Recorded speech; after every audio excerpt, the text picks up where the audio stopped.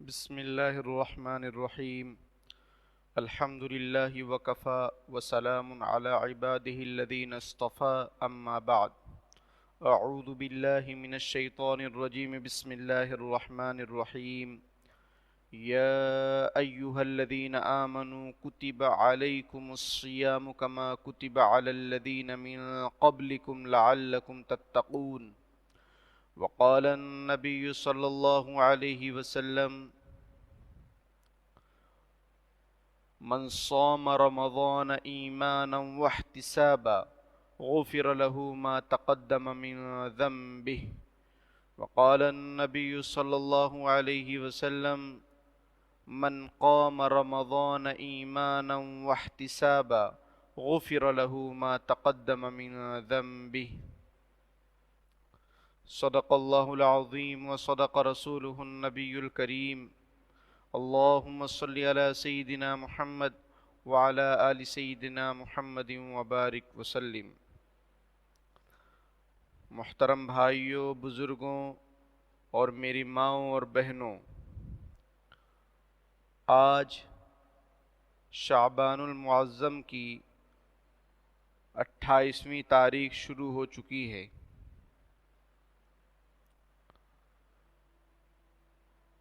ان قریب ہمارے سامنے رمضان المبارک کا مہینہ آنے والا ہے۔ نبی اکرم صلی اللہ علیہ وسلم کے بارے میں یہ حدیث ہے جسے حضرت سلمان فارسی رضی اللہ تعالیٰ عنہ نے روایت کیا ہے۔ حضرت سلمان فارسی رضی اللہ تعالیٰ عنہ فرماتے ہیں کہ شعبان کی آخری تاریخ کو حضرت نبی کریم صلی اللہ علیہ وسلم منبر پر تشریف فرما ہوئے اور ارشاد فرمایا۔ ایک لمبی حدیث ہے، اس کو میں ذکر کرتا ہوں کہ آپ صلی اللہ علیہ وسلم نے کس طریقے سے رمضان المبارک کا تعارف اپنی امت کے سامنے پیش فرمایا اور امت کی رہنمائی فرمائی۔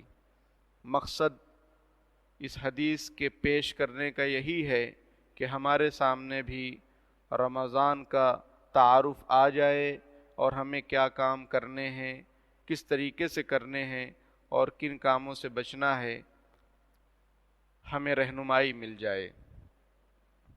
نبی اکرم صلی اللہ علیہ وسلم نے ارشاد فرمایا، اے لوگو، تم پر ایک عظیم اور مبارک مہینہ سایہ فگن ہونے والا ہے، ایسا مہینہ جس میں ایک ایسی رات یعنی شب قدر ہے جو 1000 مہینوں سے بڑھ کر ہے، یعنی اس ایک رات میں عبادت کا ثواب 1000 مہینوں کی عبادت سے زیادہ ملتا ہے، جس کی مدت تقریباً 83 سال ہے۔ اللہ تعالیٰ نے اس مہینے کے دنوں کا روزہ فرض اور راتوں کی عبادت نفل قرار دی ہے، یعنی تراویح کی جو عبادت ہے وہ سنت ہے، نفل یہ عربی لفظ ہے، اس میں سنن وغیرہ سب شامل ہوتے ہیں۔ جو شخص اس مہینے میں ایک نیک عمل کے ذریعے قرب خداوندی کا طالب ہو، وہ ایسا ہی ہے جیسے دیگر مہینے میں فرض عمل کرے، یعنی نفل کا ثواب فرض کے درجے تک پہنچ جاتا ہے۔ اور جو شخص کوئی فریضہ بجا لائے، وہ ایسا ہے جیسے دیگر مہینوں میں 70 فرض ادا کرے، یعنی رمضان میں ایک فرض کا ثواب 70 گنا ہو جاتا ہے۔ اے لوگوں، یہ صبر کا مہینہ ہے اور صبر کا ثواب اور بدلہ جنت ہے، اور یہ لوگوں کے ساتھ حسن سلوک اور خیرخواہی کا مہینہ ہے۔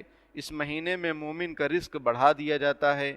جو آدمی اس مبارک مہینے میں کسی روزے دار کو افطار کرائے، اس کے گناہ معاف کر دیے جاتے ہیں، اسے جہنم سے آزادی کا پروانہ ملتا ہے، اور روزہ دار کے ثواب میں کمی کیے بغیر افطار کرانے والے کو بھی اس کے بقدر اجر سے نوازا جاتا ہے۔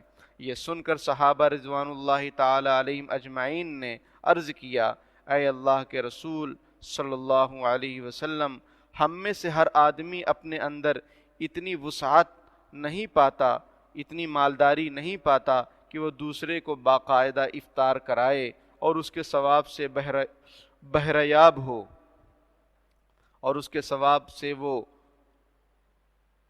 ثواب کو وہ حاصل کرے۔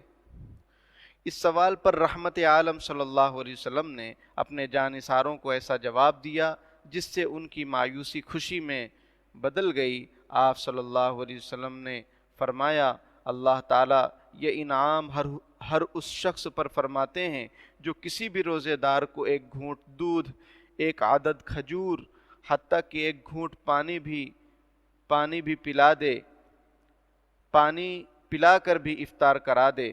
ہاں، جو شخص روزہ دار کو پیٹ بھر کر کھلائے تو اللہ رب العزت اسے قیامت کے دن میرے حوض کوثر سے ایسا پانی پلائیں گے جس کے بعد کبھی پیاس نہ لگے گی، یہاں تک کہ وہ جنت میں ہمیشہ کے لیے داخل ہو جائے گا۔ پھر آپ صلی اللہ علیہ وسلم فرمایا، یہ ایسا مہینہ ہے جس کا پہلا عشرہ رحمت، درمیانی عشرہ مغفرت اور آخری عشرہ جہنم سے آزادی کا ہے۔ جو شخص اس مہینے میں اپنے غلام یعنی خادم اور ملازم وغیرہ کے بوجھ کو ہلکا کر دے تو اللہ جل شانہ اس کی مغفرت فرماتے ہیں اور آگ سے آزادی دیتے ہیں۔ اے لوگو، اس مہینے میں 4 چیزوں کی کثرت رکھا کرو: کلمہ طیبہ لا الہ الا اللہ، نمبر 2 استغفار، نمبر 3 جنت کی طلب، نمبر 4 جہنم سے پناہ۔ یہ تفصیلی خطبہ رمضان المبارک کا بہترین منشور ہے جس سے اس ماہ مبارک کی قدر و قیمت کا بآسانی اندازہ لگایا جا سکتا ہے۔ ضرورت ہے کہ ہم اسے بار بار پڑھیں، سنیں، اس کے مطابق اپنے اندر عمل کا جذبہ پیدا کر کے رمضان کی برکتوں کو زیادہ سے زیادہ سمیٹنے کی کوشش کریں۔ میرے بھائیوں، یہ حدیث شریف میں بہت ساری باتیں ہمارے سامنے آئیں۔ اللہ تعالی ہمیں عمل کی توفیق عطا فرمائے۔ یہ تو آپ صلی اللہ علیہ وسلم نے اپنی امت کو تعارف کرایا رمضان کے بارے میں۔ اب اس کے آگے حالات کے حساب سے میں آپ کے سامنے کچھ پوائنٹس رکھتا ہوں تاکہ ہمارا رمضان اچھی طریقے سے گزرے، اس کے اندر جو اعمال ہیں وہ بھی اچھی طریقے سے گزریں اور اس کے جو فوائد اور برکات ہیں وہ ہمیں حاصل ہوں اور محرومی سے ہم سب کی حفاظت ہو۔ میرے بھائیوں، آج پورے ملک میں، پوری دنیا میں ایک وبا پھیلی ہوئی ہے جسے کرونا وائرس کہتے ہیں۔ یہ اللہ کی طرف سے ایک پکڑ ہے۔ اللہ تعالیٰ اپنے فضل و کرم سے ہماری پوری امت مسلمہ کی، پوری انسانیت کی حفاظت فرمائے۔ اب آپ کے سامنے کچھ ہدایات پیش کی جاتی ہیں، اس کو توجہ سے سنیں اور اس پر عمل کی کوشش کریں۔ دارالعلوم دیوبند نے ایک تفصیلی فتویٰ شائع کیا 2-4 روز پہلے۔ اسی فتوے سے بندے نے اختصار کے ساتھ کچھ پوائنٹس نقل کیے ہیں، وہ آپ کے سامنے پیش کرتے ہیں تاکہ اچھی طریقے سے ہمارا رمضان گزرے۔ نمبر 1، رمضان المبارک کا روزہ۔ رمضان کا روزہ اسلام کا ایک اہم ترین فریضہ اور رکن ہے۔ بلا عذر شرعی رمضان کا روزہ نہ رکھنا بہت بڑا گناہ ہے، لہذا تمام مسلمانوں کو چاہیے کہ وہ ماہ مبارک کے روزوں کا خاص اہتمام کریں۔ ہاں، اگر کسی کو کوئی عذر ہے، بیماری ہے، وہ معتبر علماء کرام سے، مفتیان کرام سے مسئلہ پوچھ کر وہ عمل کریں۔ نمبر 2، تراویح کی نماز 20 رکعت رمضان کی خاص عبادت ہے اور ہر بالغ مرد عورت پر سنت مؤکدہ ہے۔ مساجد میں انتظامیہ کی اجازت کے مطابق زیادہ سے زیادہ وہی 5 افراد تراویح ادا کریں جو دیگر نمازوں کے لیے متعین کیے گئے ہیں۔ باقی حضرات اپنے اپنے گھروں میں تراویح کی نماز باجماعت ادا کریں، اور گھروں میں جماعت کی صورت نہ بن سکے تو تنہا تراویح کی نماز ادا کریں۔ نمبر 3، تراویح میں قرآن پاک پڑھنا یا سننا۔ تراویح میں قرآن پاک پڑھنا یا سننا بھی سنت ہے۔ جس طریقے سے تراویح کی نماز سنت ہے، اسی طریقے سے اس کے اندر قرآن پاک کو ختم کرنا بھی سنت ہے، لہذا ہر مسجد میں ختم قرآن پاک کا نظم کیا جائے۔ یہ مسجد کا حق ہے۔ حفاظ کرام بشرط سہولت گھروں کے بجائے مساجد میں ختم قرآن پاک کو ترجیح دیں، اور گھروں میں اگر کوئی حافظ قرآن میسر ہو تو تراویح میں پورا قرآن پاک سنا جائے، اور اگر کوئی حافظ صاحب نہ ہوں تو علم تری کیف سے تراویح پڑھی جائے، اور جن لوگوں کو صرف 2-4 صورتیں یاد ہوں وہ وہی صورتیں بار بار پڑھ کر تراویح کی نماز ادا کر لیں۔ ایک اہم بات اور بھی ذکر کی جاتی ہے، وہ یہ ہے کہ تراویح کی نماز ہو یا ہماری دیگر فرائض جو 5 وقت کی نمازیں ہیں وہ ہوں، اور مسجد ہو یا گھر ہو، جہاں پر بھی ہم نماز پڑھیں ڈسٹینس اور فاصلے کا خیال رکھیں کہ 2 نمازیوں کے درمیان آزو بازو میں ایک ایک بالش کا فاصلہ ضرور رکھیں۔ حکومت کی طرف سے بھی یہ تدبیر احتیاطی طور پر بتائی جا رہی ہے، اور فقہاء اکرام اور علماء اکرام کی طرف سے بھی اس کی اجازت دی جا رہی ہے۔ اسی طریقے سے اگر کوئی ماسک پہن کر نماز پڑھنا چاہے، چاہے وہ مسجد میں ہو یا گھر میں ہو، تو ماسک پہن کر بھی اس وبا کے دور میں بالکل نماز پڑھنے کی اجازت ہے۔ نمبر 4، جو حضرات تراویح میں قرآن پاک نہ سن سکیں، جو حضرات خواہش کے باوجود تراویح میں قرآن پاک سننے کی سعادت حاصل نہیں کر پائیں گے، وہ پریشان نہ ہوں، وہ اپنی نیت کے مطابق انشاءاللہ پورا ثواب پائیں گے۔ حدیث شریف ہے انما الاعمال بالنیات، اعمال کا دار و مدار نیتوں پر ہے۔ دوسری حدیث شریف ہے اذا مرض العبد او سافر کتب له مثل ما كان يعمل مقیما صحیحا، کہ جب بندہ بیمار ہو جاتا ہے یا سفر کرتا ہے تو اس کو پورا وہ اجر و ثواب ملتا ہے جو وہ صحت کے زمانے میں اور اپنے مقام پر رہتے ہوئے ادا کرتا ہے۔ تو ابھی بھی کچھ مجبوریاں ہیں، قانونی مجبوریاں ہیں اور شرعی بھی مجبوریاں ہیں، اس وجہ سے روکا جا رہا ہے، تو انشاءاللہ پورا ثواب ان کو ملے گا۔ لہذا مسلمانوں کو محض جذبات سے اوپر اٹھ کر ملک و ملت کے مفاد میں اکابرین ملت کی ہدایات پر عمل پیرا ہونا چاہیے، اور خوب کثرت سے تلاوت قرآن پاک کا اہتمام کرنا چاہیے۔ نمبر 5، مساجد سے افطار وغیرہ کا اعلان۔ افطاری کا اعلان حسب سابق مائک سے کیا جائے، اور سحری کے صرف آخری وقت کا اعلان کیا جائے، بار بار اعلان نہ کیا جائے۔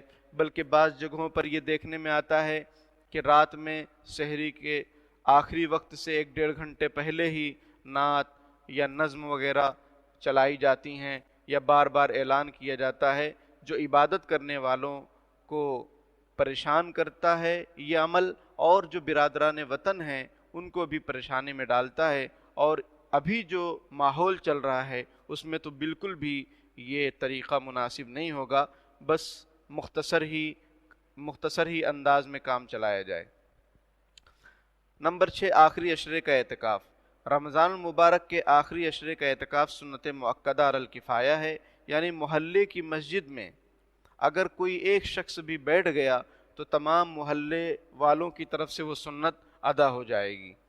تو گزارش یہ ہے کہ مسجد کی انتظامیہ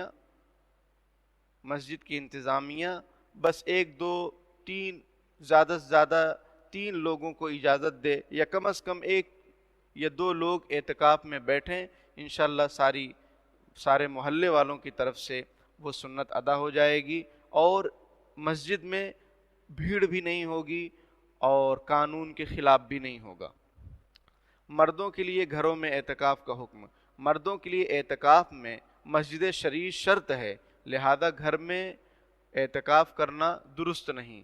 البتہ عورتوں کا اعتکاف ان کی گھر کی جو مسجد ہوتی ہے جس میں وہ اپنی نماز وغیرہ پڑھا کرتی ہیں اس میں بالکل وہ اعتکاف کر سکتی ہیں۔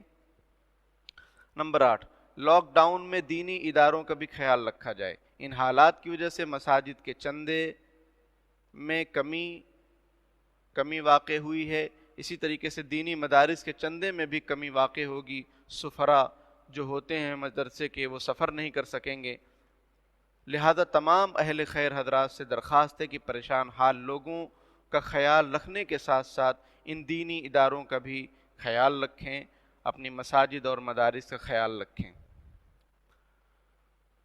نمبر 9، رمضان المبارک کی مبارک گھڑیوں میں غفلت سے بچیں۔ رمضان کا مہینہ تقوی پرہیزگاری کا مہینہ ہے، جیسا کہ ذکر کیا گیا شروع میں آپ صلی اللہ علیہ وسلم کا تعارفی خطبہ پیش کیا گیا، لہذا سب مسلمانوں کو چاہیے کہ گھروں میں رہ کر زیادہ سے زیادہ عبادات میں مشغول رہیں، قضائے عمری کریں، جو نمازیں چھوٹ گئی ہیں اس کی قضا کی جائے، نوافل کا اہتمام کیا جائے، تلاوت قرآن پاک، ذکر و اذکار، توبہ و استغفار کا اہتمام کریں، چھوٹے بڑے تمام گناہوں سے مکمل پرہیز کریں، اور کھانے پینے وغیرہ ضروری اشیاء کی خریداری میں حکومت کے قانون و ضابطہ کی پابندی ضرور کریں۔ کچھ وقت اہل و عیال کے ساتھ دینی و اصلاحی معتبر کتابوں کی تعلیم کا بھی نظم بنائیں، لایانی گفتگو اور موبائل وغیرہ میں رمضان کے قیمتی لمحات ضائع نہ کریں، اور دنیا میں پھیلی ہوئی وبا کورونا وائرس کے خاتمے کی اللہ پاک سے دعا کریں۔ نمبر 10، عید الفطر کی نماز۔ عید الفطر کی نماز سے متعلق انشاءاللہ رمضان المبارک کے اخیر میں حسب حالات اطلاع کر دی جائے گی، رہنمائی کر دی جائے گی۔ میرے بھائیوں، یہ کچھ باتیں تھی جو آپ کے سامنے پیش کی گئیں۔ ایک حدیث شریف اور بھی ذہن میں رکھیں، جس میں حضرت جبرائیل علیہ السلام نے بد دعا فرمائی ہے کہ ہلاک ہو جائے وہ شخص جسے رمضان المبارک کا مہینہ ملے اور وہ اپنی مغفرت نہ کرائے، اور آپ صلی اللہ علیہ وسلم نے آمین فرمایا ہے۔ تو میرے بھائیوں، ابھی جو حالات ہیں وہ بھی بڑے خطرناک ہیں، بیماری، پریشانی اور کاروبار کی تنگ دستی، مالی پریشانی، ہر طرح سے پریشانی کا دور ابھی چل رہا ہے، اور ہمارے سامنے بابرکت عظیم الشان مہینہ بھی آ رہا ہے۔ لہذا اللہ تعالیٰ سے خوب معافی مانگی جائے، توبہ استغفار کیا جائے، جنت کا سوال کیا جائے، جہنم سے پناہ چاہی جائے، اور رمضان کی برکتوں کو حاصل کیا جائے، اور اس میں محروم رہ جانے سے ڈرا جائے اور اللہ سے معافی مانگی جائے، ورنہ یہ تباہی و بربادی تو چل ہی رہی ہے۔ اگر رمضان کی برکتوں اور رحمتوں سے بھی اگر ہم محروم رہ گئے تو حضرت جبرائیل علیہ السلام کی بد دعا اور آپ صلی اللہ علیہ وسلم کی آمین ہمیں مزید تباہ و برباد کر کے رکھ دے گی۔ اللہ پاک کہی ہوئی باتوں پر مجھے اور آپ تمام حضرات کو عمل کی توفیق عطا فرمائے، آمین۔ وآخر دعوانا ان الحمد للہ رب العالمین۔